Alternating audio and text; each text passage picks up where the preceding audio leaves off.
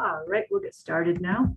Okay, the objectives of today's webinar will be to describe the broad background of the scholarly publishing business models and the influences that facilitated deceptive or predatory publishing. So I'll just give a brief background about how this all came about.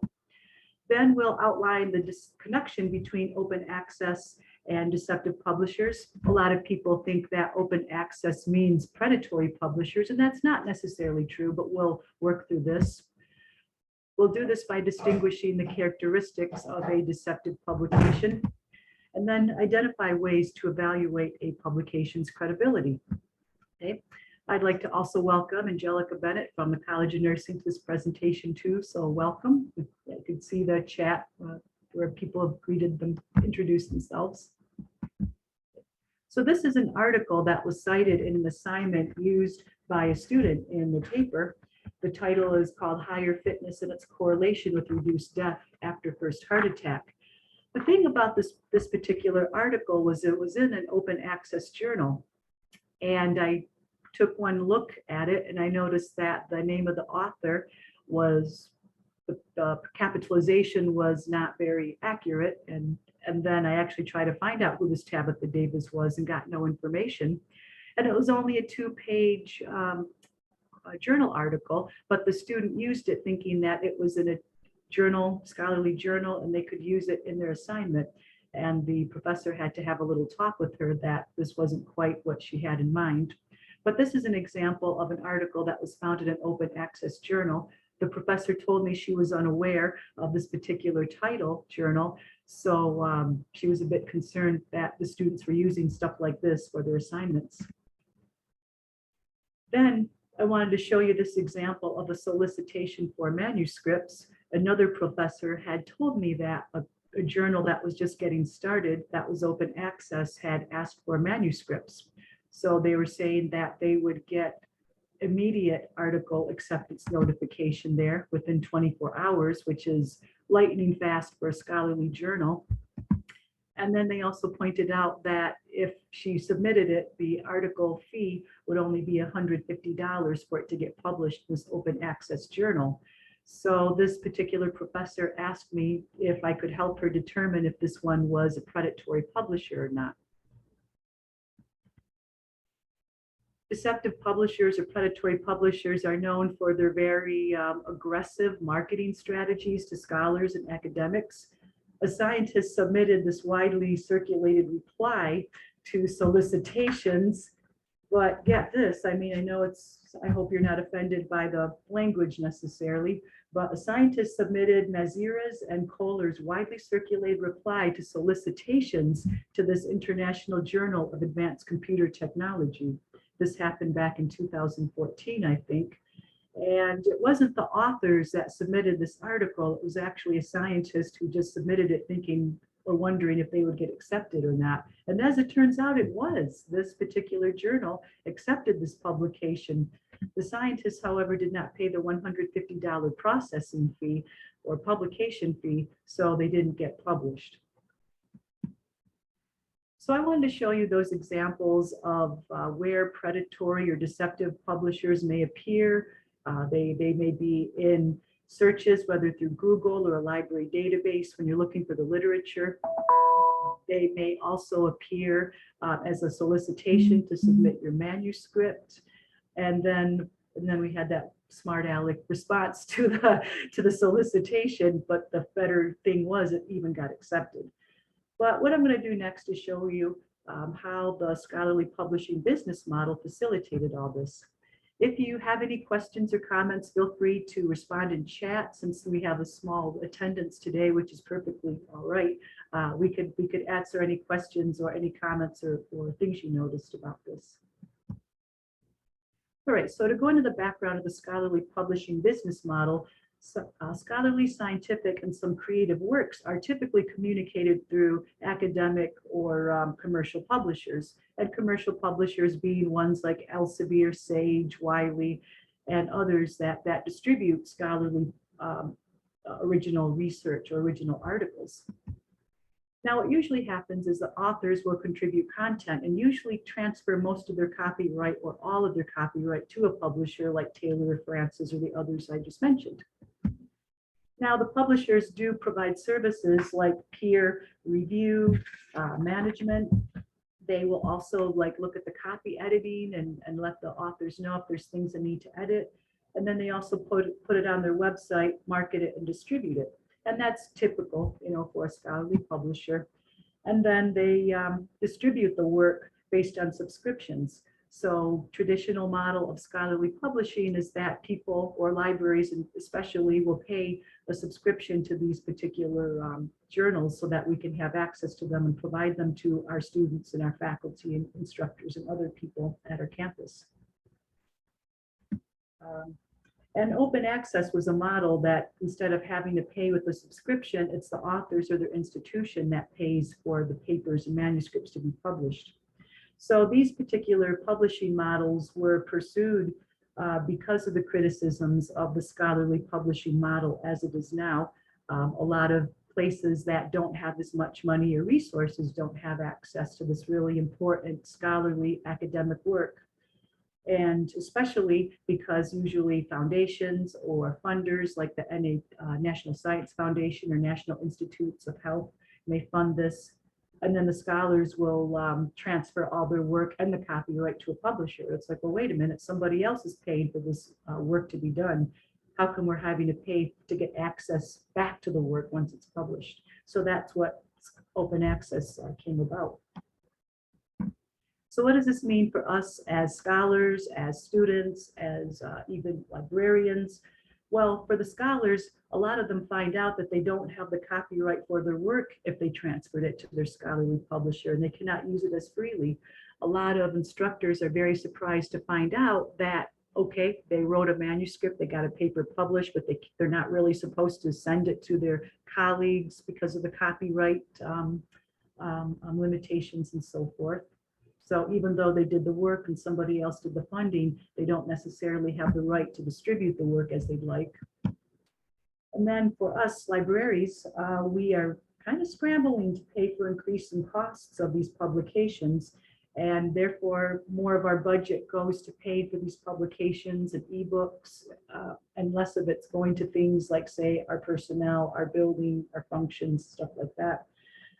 Subscriptions can take up to 75% of library budgets, and this has been pretty widely verified. And then we think about other places that don't really have as much funding, like limited access to research and publications. The paywalls will restrict what's available to be openly read, especially in areas or even institutions that don't have the funding to be able to get access to this information. So let's just think about COVID, for instance. COVID, we had a new disease that became a pandemic. And then scientists want to find out how they can fight this and create a vaccine or other things that they need to know. But yeah, a lot of this information was behind a paywall. If they didn't have a subscription to the journal or their library or institution did not, they couldn't see it. So think about how much research or new knowledge is kind of being held back with this paywall. Okay. Are there any questions so far? I do have a chat up now. Welcome, Pauline, to our presentation. We're just getting into the background of open access and scholarly publishing. Okay, none so far. Okay, so just to introduce open access, it is a model of publications that allow free, unrestricted online access to journals and other types of published content. There are actually open access books available too that we're starting to see more and more of. So when I described earlier, the costs of all the journals that you get through our library or through FAU is through the subscriptions that we pay, thanks to our taxpayers and thanks to our students, I will say. The costs of publishing are covered by author publishing or author processing charges. I made a little typo there, but that's basically what APCs are standing for. So open access, instead of having to pay a subscription, the authors or their institutions may pay for the publication costs. And then that way it's readily available for everybody else. And like I mentioned before, subscriptions or access to these publications are available to just about anyone. So a person does not need a subscription to get to this particular information. So think about how much more information could be out there with open access. Now, I won't say too much about the models, but there's three very common types of models of open access.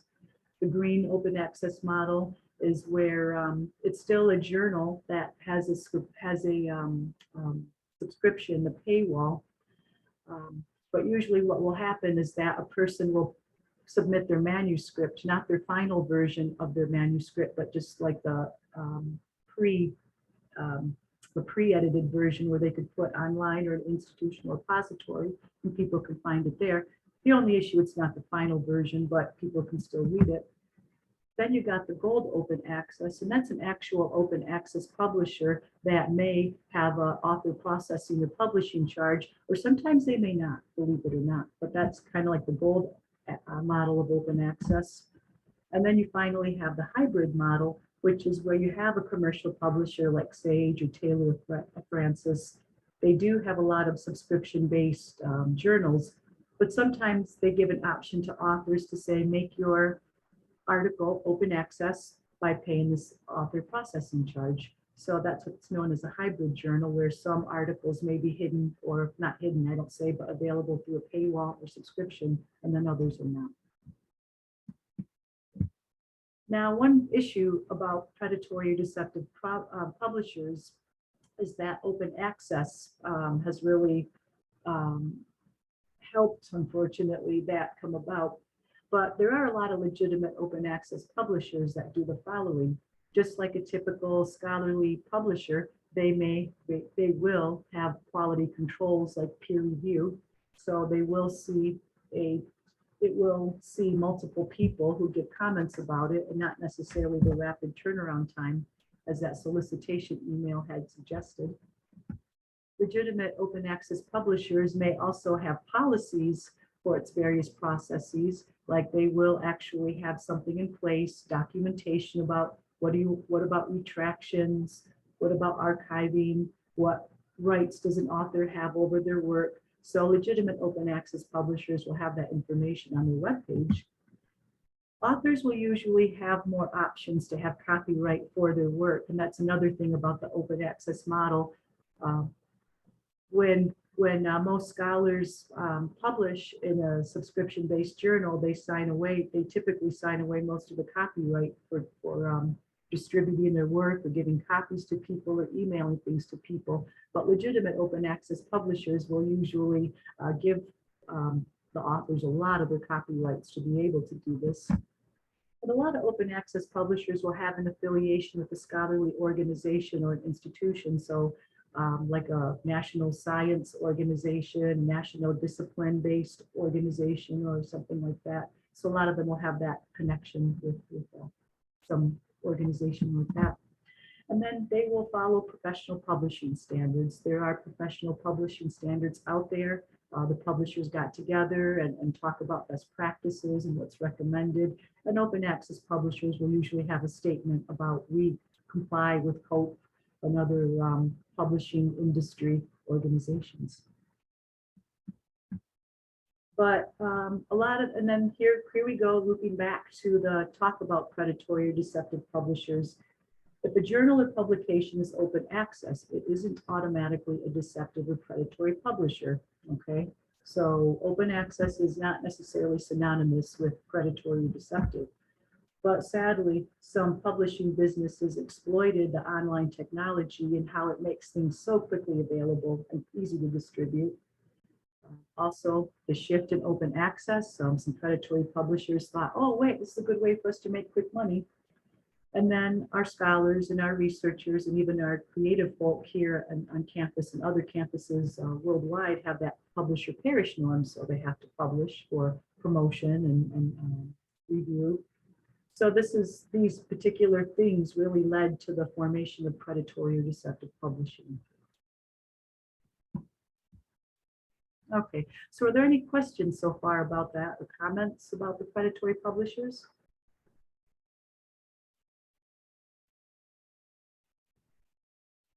Okay, none yet. All right. Okay, so here we'll go into the problem with the predatory publishers. So this is Rick Anderson. He is an associate dean for collections and scholarly communications at the University of Utah. He has a lot to say. He kind of is one of the experts about scholarly communications and publishing, and he's quoted as saying, "What makes a journal predatory or deceptive is its business practices."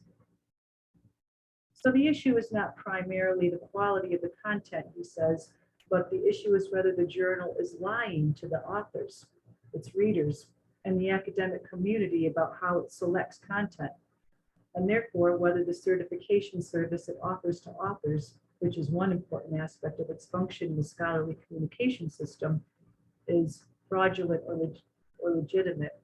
So it's this business practices really give it a problem, and then whether or not when people see it's a journal, they assume, oh, it's good quality automatically. So there's kind of like a trust issue there, you know, an academic trust, integrity, academic integrity, and so forth. So an issue is, you know, they really do some ethically compromised things. So we'll go into some descriptions of some deceptive publishers. And one is that it is commonly defined as a publishing venue that exploits the academic scholarly need to publish. So its primary goal is not necessarily to distribute new knowledge and to inform people of new information in their discipline, but it's profits. They really want to make money. And it engages in questionable to unethical business practices, like, for instance, it will actually email people very aggressively, soliciting them for their manuscripts, but also to be members of their editorial board. They also have some questionable quality control in terms of their peer review. There's been some evidence that some of these predatory or deceptive publishers have a very poor peer review process, or their manuscripts don't go through any kind at all and it gets published. And then the lacks compliance, or it does not follow publication industry standards. So those are probably going to be the four big parts of what defines a deceptive or predatory publisher. Deceptive publishers is currently the more accepted term due to its description, although they will commonly be referred to as predatory publishers. Now, due to the ambiguous and fluid nature of deceptive publishing, it's really hard to say how much is really out there. Now, a few years ago, they did some estimates about what's out there, but the methodology of how they determined it is, I didn't agree with it, and I don't think a lot of others who know a lot about it would have either. But previous estimates do claim that in 2014 that there must have been about 8,000 predatory journals out there, and about maybe 2,477 predatory publishers, and this was a few years back. So there is a lot of evidence that suggests that they have increased, unfortunately, but then a lot of them also fold quickly. So they publish for a year or two, then they disappear, but then others kind of like pop up in their place. Kind of like the Hydra, you know, you cut off something and more kind of grow in its place, and almost. But initial analyses do suggest that these publications are concentrated in these broad subject areas, multidisciplinary fields. So a lot of predatory publishers will have names like the interdisciplinary study of, pick a broad discipline. You know, so a lot of these deceptive publishers appear to be multidisciplinary fields, or they claim they're multidisciplinary. Health sciences, so for our nurse and our College of Nursing and College of Medicine people who are here, predatory publishers do seem to flourish quite a bit in the health sciences field, and then also science and technology fields. And the reason for that, I think, maybe because those broader disciplines may have a stronger expectation to be published. So why does this matter? Why is this causing ripples in the scholarly communications and scholarly fields? Well, one big reason is the integrity. So the potential for faulty or bad information to be published, distributed, or reused is really high thanks to predatory publishers. If it didn't go through the peer review process like it was supposed to or needed to, the information might not be accurate. So referring back to our COVID example, here we have a worldwide pandemic. And what if somebody tries to do a study based on what could be flawed research. This also really hurts the scientific premise of objectivity and to be free of bias and the peer review process and the rigor. When we see something published, we like to think that it can kind of pass the muster, so to speak. And then the reproducibility, we already have a reproducibility issue with scientific and other types of knowledge, and definitely not only that field for sure, but a lot of studies cannot be reproduced. And if it's based on bad information, it probably will not be. And this really leads to a diminished trust in research and in academia, especially times like this with pandemic and social issues. A lot of people feel like they cannot trust academics and scholarly work because of misuses or other unethical practices, unfortunately. And then scholarly deceptive publishers is a real misuse of scholarly resources, like research funds are used to fund publishers with false or exaggerated credentials. I don't think the National Institutes of Health or NSF would be very happy to know their funded research is going to appear in these potentially shoddy publications. And then also research and scholarly activity is very time intensive. It takes a lot of work, a lot of sweat and tears and efforts. So all that work really deserves a credible venue for its dissemination and distribution. And then of course the reputation, individual reputations, institutional reputations, even departmental ones. Like reputations are built on the quality of a scholar's research and creative output, and also to a degree where they're published. It's not simply how many articles. Publishing in a predatory or deceptive journal may be seen as using lazy or poor professional judgment. So they thought, wow, you got published in that. I'm not so sure that's a good thing if they may look at the CV. And this may be pretty detrimental for early career researchers who might not know the norms of scholarly publishing quite as well as those with more experience. And then for preserving in archives, one whole thing about scholarly communication is you get the work out there so people can find it, they can reuse it and so forth and build upon it to something better or more effective or what have you. So the question about predatory publishers is, will the publication or article remain online or will it be available elsewhere? So will people be able to find this research that could possibly help or possibly not? Okay, so next we'll go into some characteristics of deceptive publishers. We get asked this question quite a bit in the library. And if you'd like these PowerPoints, by the way, please leave your email in the chat. I will get that, and I can send you these PowerPoints, and you could reuse it for whatever you'd like to, for your teaching or what have you, or give to your colleagues. Either's fine.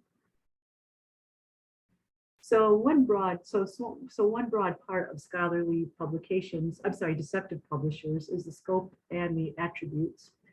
A lot of times, like I said, the articles will have unrelated subjects alongside with the legitimate topics.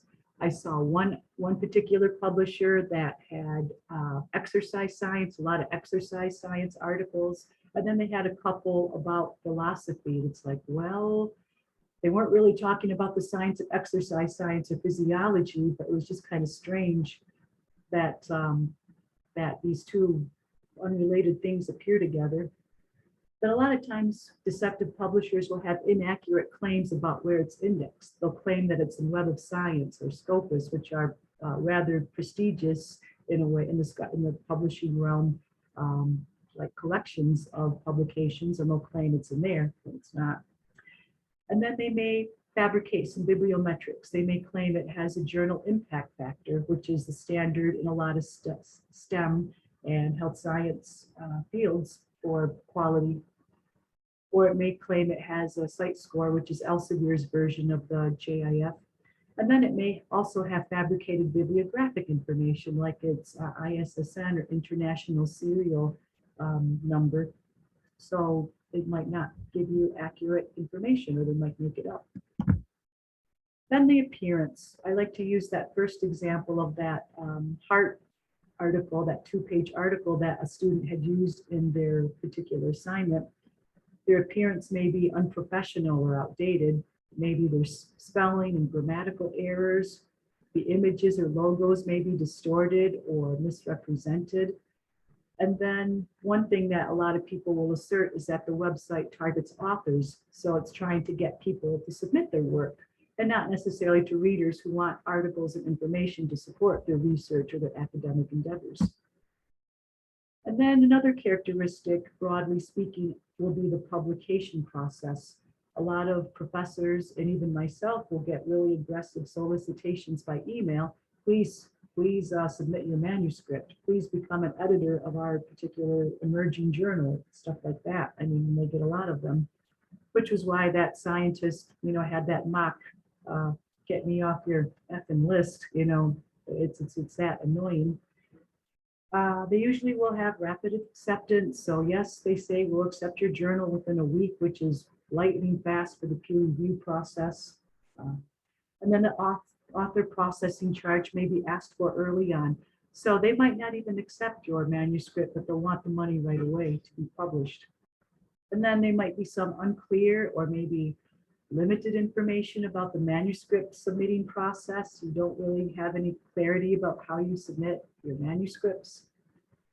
And then also there may be very little or no information about the peer review or other publication processes. So they might not have a policy for retraction or making corrections or anything. They might not have any of that information, or especially copyright. And then it might have some ambiguous policies, like it might not be so clear about how it preserves or archives the stuff. The copyright issues, there may be no copyright policy, or they may claim to be open access, but they keep the copyright. That's a big, very big, big characteristic. I probably should have put that first. And then a lot of times deceptive or predatory publishers may have undetermined memberships in the sham staff. I had a colleague from another institution who told me that he found out that he was on the editorial board of one of these kinds of publishers. They were an oceanographer, and this was like the physics, and he knew a bit about physics, but he wasn't sure he was really qualified or felt like he had the expertise to be a physics peer reviewer. But he found his name on this publisher as being on their board of editors, and he was surprised, but he went along with it to be a nice guy and to help what he thought was a publishing house starting out. So that's kind of an issue, oh wow, I didn't know I was an editor here. And then also they may even make up professional organizations or make up societies.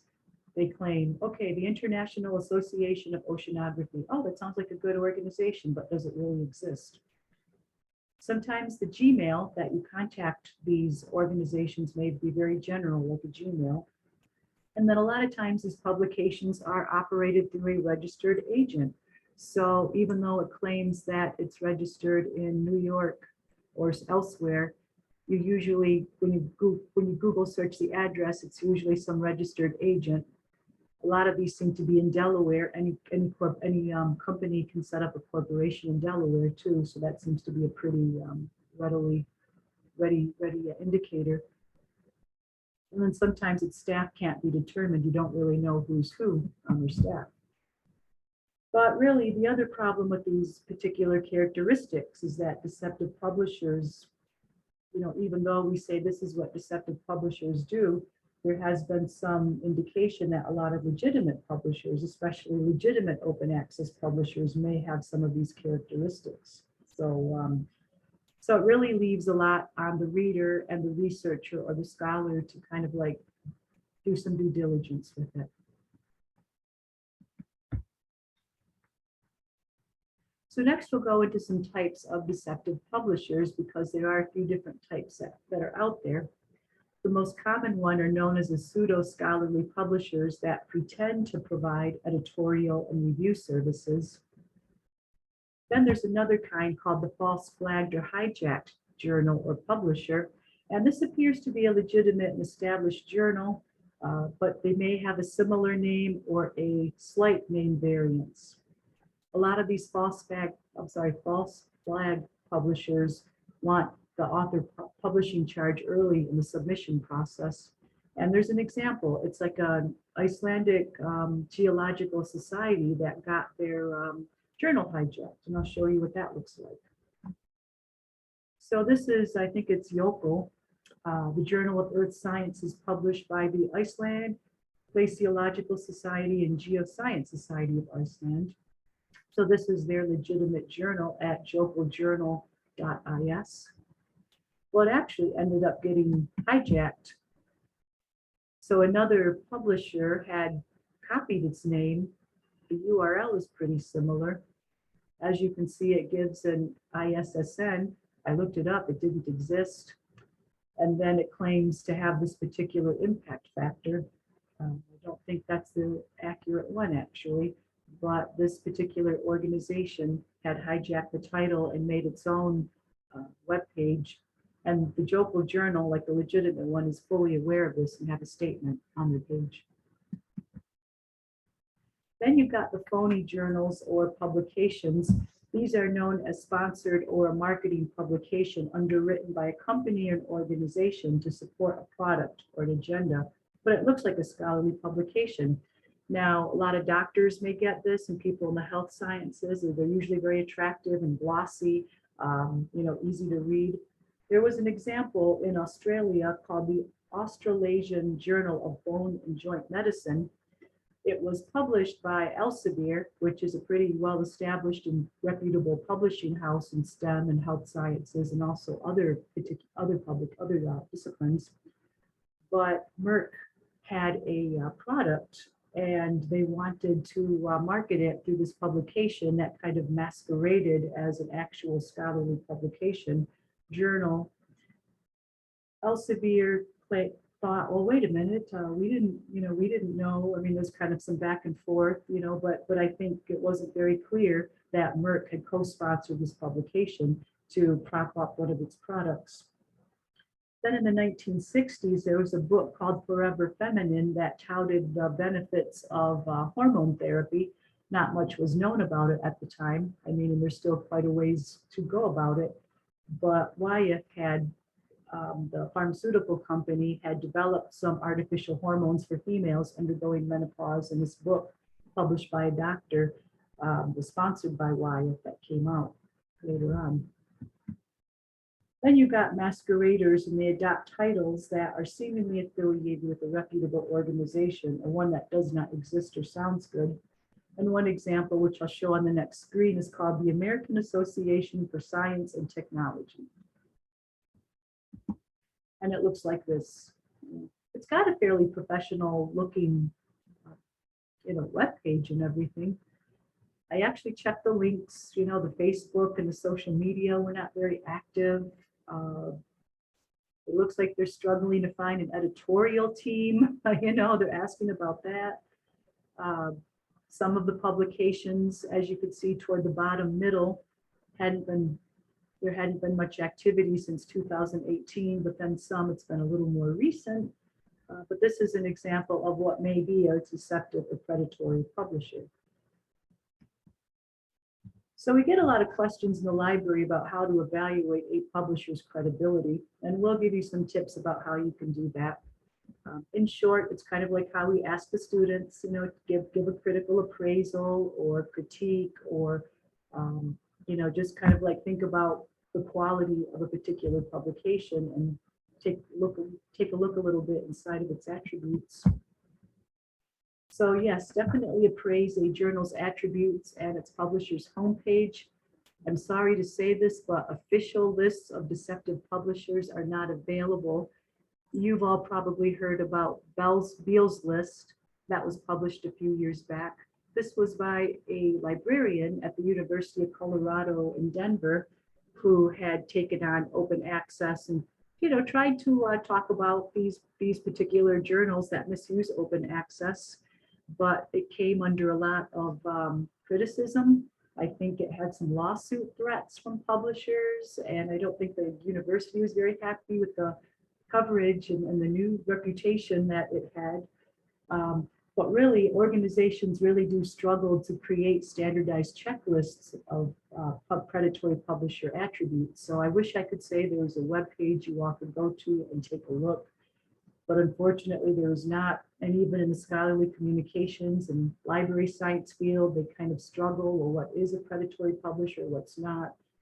Because like I said, some legitimate publishers do kind of, have some attributes.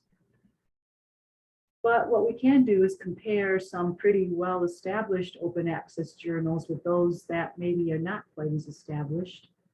So PLOS1, PLOS1, Public Library of Science is a pretty well-established open access journal. And then we have Open Access Journal of Science. So when you go to a web page, you can take a look at who's sponsoring it or the organizations who are affiliated with it, who's on the editorial board, and are they really on the editorial board, I guess. Then you've got the indexing and abstracting sources, like is it indexed in Web of Science or ProQuest or any of those established ones that we all go to look up articles. Bibliometrics, are the journal impact factor score and site score accurate? I will add, library has journal citation reports available now, so you can look up the journal impact factor. So that's available through our library homepage. Little public service announcement for a new product we now have. Then something else you could do when you're checking out a journal or a publisher is take a look at its issues, browse issues. How consistent are they with getting new stuff out? Is it a very long time before it gets it out there? No. And then the publishing policies I mentioned, what are the statements of its ethics and integrity? And then how about its contact information? So these are just some specific things you could check out when you do kind of like a scan or skim of a particular journal. So this is the PLOS1 web page. Usually when you go to the About part, it'll give you a lot of information that I just mentioned. And then we've got MedCrave, which is something you can compare to, that publishes the open access journal of science. So you can take a look at the two. The links are active when I send you the PowerPoint, so you can directly take a look and explore that yourself or have your students explore that if you'd like. But I did notice that MedCrave said that the reason why it hasn't published much lately is because of COVID, apparently. It's based in Hungary, and I didn't really see too many staff people on its roster either, but it says it'll be back, but the reader can make that determination himself, I think. And then another way that you could check to see if a publisher or a journal is legitimate is to check with publishing organizations or their directories. thinkchecksubmit.org is like a web page by open access publishers, and they have to go through like a peer review process to be included in this particular list. The directory of open access journals may also have this too. They do go through a review process to be included into the DOAJ, although there has been some evidence that some predatory or deceptive publishers were able to get in, but I think it's not like a super high percentage of that. Then the British Library has like a list, and then so does journalguide.com. So we do have some publishing organizations that do try to make it a little easier for us. Ulrich's Web is an information source of periodicals and various publications that's available through our library. I looked up the particular record it has for PLOS1. And as you can see on the left side, it gives an ISSN number, says that the status is active. Well, I can't really say the frequencies are regular. It actually does publish very regularly. Then it indicates if it's refereed or gone through the peer review process, and then where is it abstracted and indexed. So this information seems to be very accurate so far. And then the content type, is it for a scholarly audience or a general audience? So it'll give you that information too. But I just wanted to provide you some different ways that you can, make these determinations or answer these questions on your own if you ever need to, or help a colleague who may have that kind of question. And then there is actually lists by established credible publishing organizations that are subscription based. So Cabell's has a product that tries to discern which are legitimate publishers and which are not. That's subscription based. The library does not have it, but it is on our radar, so it's on our little wish list. And I refer back to the issue about funding and how much these subscriptions are costing everybody. So now the thing about predatory publishers is, like I said, we don't really have a standardized list. Some organizations kind of struggle to come up with a definitive official list of traits of predatory publishers. And I will admit, there are some issues here. They may be a legitimate publication, but it's not a well-sourced place, or it's staffed very regularly. When the open access movement was very new, I was early in my career up in Michigan, and my boss at Wayne State University wanted to create an open access publication. But the problem was it was completely volunteer run, so people worked on it if they were available. So we were not a predatory publisher, but we were open access, but we just did not have a very steady staff, and we had grad students who were going to be gone in a year or two. So we just didn't have the people to keep it going, but we definitely were not predatory or deceptive. And then the other issue is it may be an open access publication that hasn't been around long enough to be indexed. So a lot of publications are really trying to establish themselves, but most publisher indexes like Web of Science or Elsevier's particular index won't usually include a journal until it's been in publication for 3 years. So that may be why it doesn't have a bibliometric, like a journal impact factor score. So many deceptive publishers are not indexed in Scopus of Web of Science, but there is some evidence that they do somehow make it in there. Maybe they did really well for 3 years and then slacked off. I don't know exactly. Another issue is that a deceptive publisher may be a publisher in an emerging research nation with fewer resources.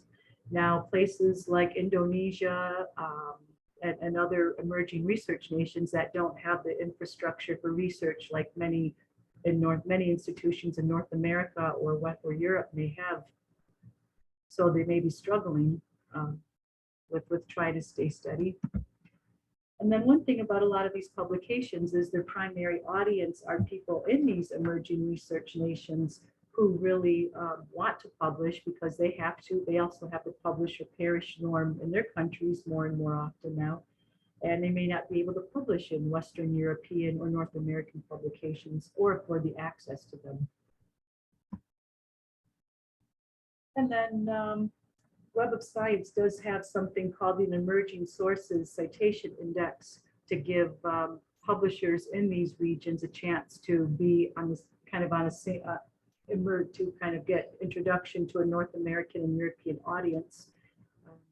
So they're just not very visible because they're so new and they're kind of struggling. So yeah, that's the problem with predatory publishers. You know, yes, no, maybe, you know, it's a little bit of a slippery slope. And then another interesting thing about predatory publishing or deceptive publishing is that a lot of people are trying new things with scholarly communications and scholarly publishing. You got preprints where professors and scholars are really trying to get their information out there, but you know, in different ways. So it may be an emerging type of scholarly communication or public relations. In this example, there's an organization called researchoutreach.org. It's based in England, and they are a legitimate publishing house. I looked at its staff. It's got phone numbers where I can contact them with UK area codes or their version of it. They have a staff. The staff are experienced academics and publishers and scholarly folks. And really what they're just trying to do is just kind of help professors get their research out there to a lay audience or the general audience. And they're doing it for money. So it's not necessarily predatory, but they're trying to help help scholarly people with their PR and so forth. So my former dean got this solicitation and she's like, it's predatory. And so she emails me this information and I took a little look and I said, no, not quite. It's just a different, you know, people are still trying new stuff right now. All right, so are there any questions that anyone have any questions about scholarly communication? Well, I mean, or the predatory publishers? I know this was a lot of information. But if you would like more information about deceptive or predatory publishers, you can see this research guide. We just started calling them research guides, not lib guides, but you can go to this URL and you could get this information from there. You could also get more information about open access through our open access research guide. So you can learn more about the history of this particular publishing model, what it is, what are some benefits and what are some drawbacks. I mean, you should know about that too. And then you could also learn more about the services we offer through the Scholarly Communication Services homepage. I don't think I have any students here today, but for those people who were, we did have a quiz available, or if you'd like to take a quiz and kind of test your knowledge, you can. The results will be sent to you in a few minutes after you take it, and then you'll get a certificate of completion for getting 4 out of 5 questions right.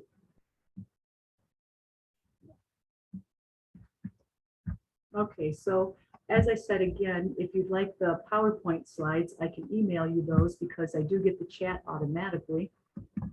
And I could send those to you for sure. Okay, and yes, okay, and Anna says that she'd like to share this information with your qualitative research class. Absolutely, we could do that. And I also want to let you know that we are available to do these presentations for your department, your class, or your group. It could be done by myself or the librarian, so let us know, and we could work with you and also tailor something for your particular audience because they might need something a little different, and that's no problem. All right, well, thank you all for being here today. I will definitely get those slides to you. But thank you for coming in today to the Scholarly Communication Services and FAU Libraries webinar. My name is Christy Padron, and if you have any questions, you can contact me, and we could do something cool together. All right, well, have a good day. Thanks, everybody.